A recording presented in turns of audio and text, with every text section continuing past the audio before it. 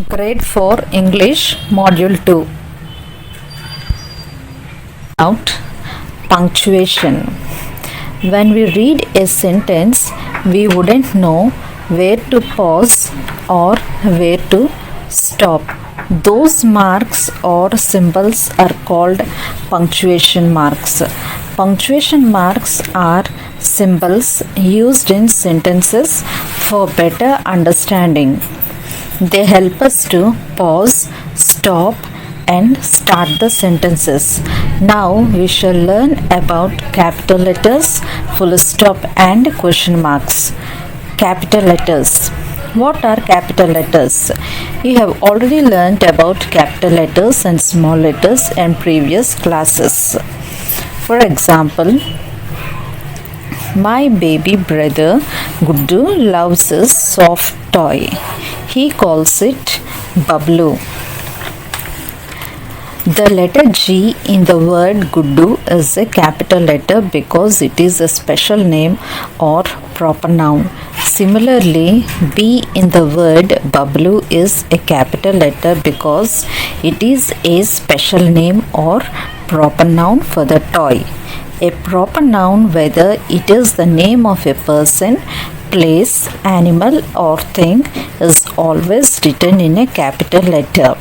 The letter M in the word my and the letter H in the word he are capital letters because they are the first words of the sentence.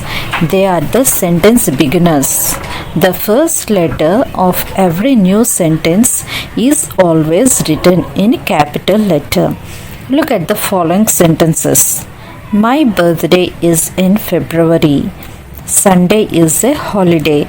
In the above examples, the first letters of February and Sunday are capitalized.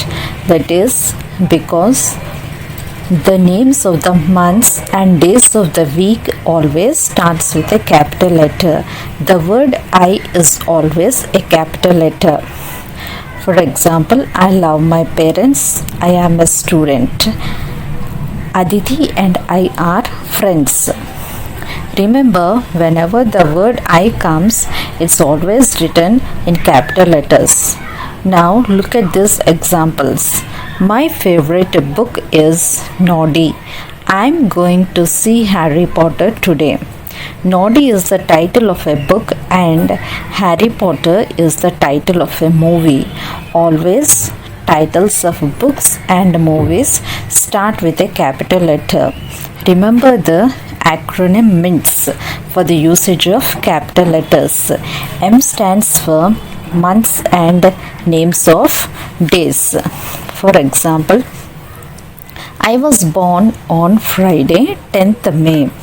I stands for the word I. Example, I like fruits. N stands for special names given to people, states, cities, and countries. That is proper nouns. Example, Rani lives in Cochin, Kerala. T stands for titles of books and movies. Example, I will watch Titanic or read my favorite book Black Beauty. S stands for start of sentences. For example, I bought a new phone. It is very small. Now let us learn the following punctuation marks. The full stop and question mark. Full stop is used to end the sentence. Example, I have a pet cat. His name is Simba. In both the sentences, we can see the dot. That is a full stop. A question mark is used to end a question.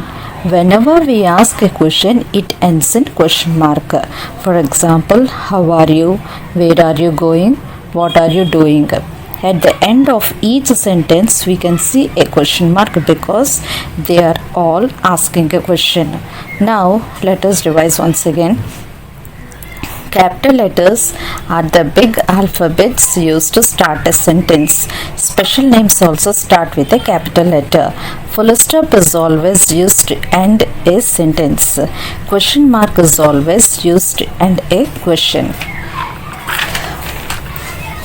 Now let us learn about the comma and exclamation mark.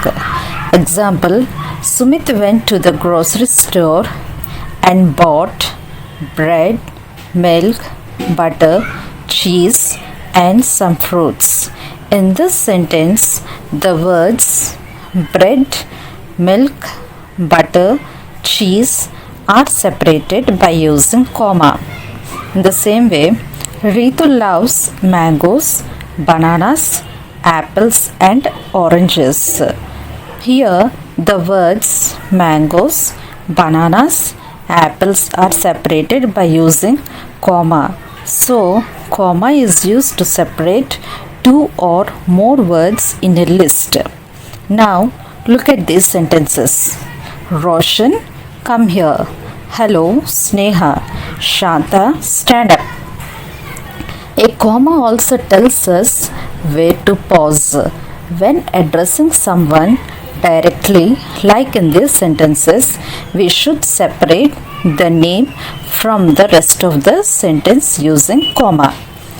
Now we shall learn about exclamation mark. It shows a strong feeling of joy, surprise, excitement, sadness, anger, or happiness. Let us see some examples. What a beautiful painting. Here it is showing happiness. Hooray, we won the match. Here it shows excitement. Oh no, my pencil broke. Here it shows sadness. So the punctuation marks like full stop, comma, question mark and exclamation mark help us to understand a sentence, where to stop, where to pause, feeling of the sentence and if the sentence is a question. Now let us learn about apostrophe with the possessive pronouns. The apostrophe is a small punctuation mark that looks just like the comma. A comma is placed before a word, whereas an apostrophe is placed above a letter in a word. An apostrophe along with the letter S added to a noun shows belonging or possession. For example, these are Nikki's pens, pencils and erasers. The apostrophe with the letter S in the noun Nikki shows that pens, pencils and erasers belong to Nikki. Now we shall see about contractions. What is a contraction? The word contraction means to make something smaller. It is a shortened form of two words. It is formed when two words are combined into one using an apostrophe. Let us understand by using some examples. Contractions take a couple of words and form into one word. For example, it is it's, they are there, is not, isn't, I am, I'm, they have. In all these examples, we have made contractions by using apostrophe to replace one of the letters. Now let us see what possessive pronouns are.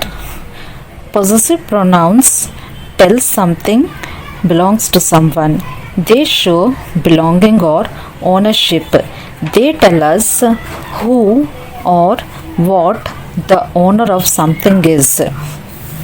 For example, mine, yours, his, hers, its, ours, theirs, etc. Possessive pronoun mine shows the ownership of the subject I. The lunch box on the table is mine, which means I am the owner of the lunch box on the table. The possessive pronoun yours shows that something or someone belongs to the subject you. For example, the toy robot is yours, which means you own the toy robot. Here, yours is singular. Is this house yours, which means do you both own the house? Here yours is plural. Now we have understood what contractions and possessive pronouns are. Let us say if we can use the apostrophe with possessive pronouns. For example, you're a clever girl. The word your in this sentence is a contraction of the words you and are. The sentence can be expanded to you are a clever girl. Now look at this sentence. These glasses are yours. Yours in this sentence is not having any apostrophe in it. Here the word yours shows the ownership of the glasses. It tells us that the glasses belongs to the subject you. So yours is a possessive pronoun and not a contraction. So possessive pronouns never need an apostrophe. Contractions need an apostrophe. Possessive pronouns cannot be expanded. Contractions can be expanded. Now we shall learn about colon. It is another punctuation mark that has two dots, one above the other. For example, Aditi has only one friend, Shruti. There are three main seasons: summer, winter, and rainy. Observe the colon in the sentences. Just like other punctuation marks, colon also provide clarity to the written language. The colon is mainly used to introduce a word or an item. For example, Atul has only one hobby, that is painting. My dad wants to buy a car, a Toyota. A colon is used to introduce a list of things or items. For example, I have to buy the following items: eggs, butter, sugar, and flour. There are three things that we all need: food, shelter, and clothing. This year we will visit three cities: Paris, London, and New York. A colon is also used to introduce an explanation, description, or a definition. A colon is used to separate hours from minutes, that is, to show time. For example, my alarm is set for 6:15 a.m. I usually eat lunch at around 1:30 in the afternoon. The train will leave at 10 a.m. A colon is used to express the ratio of numbers. For example, the ratio of boys to girls in our class is 1:3. Mix the oil and water in a 3:2 ratio. In water, the ratio of hydrogen to oxygen is 2:1. So, children, in this module, we learnt about punctuation marks, that is, capital letters, full stop, question mark, exclamation mark, comma, apostrophe with possessive pronouns, and contractions.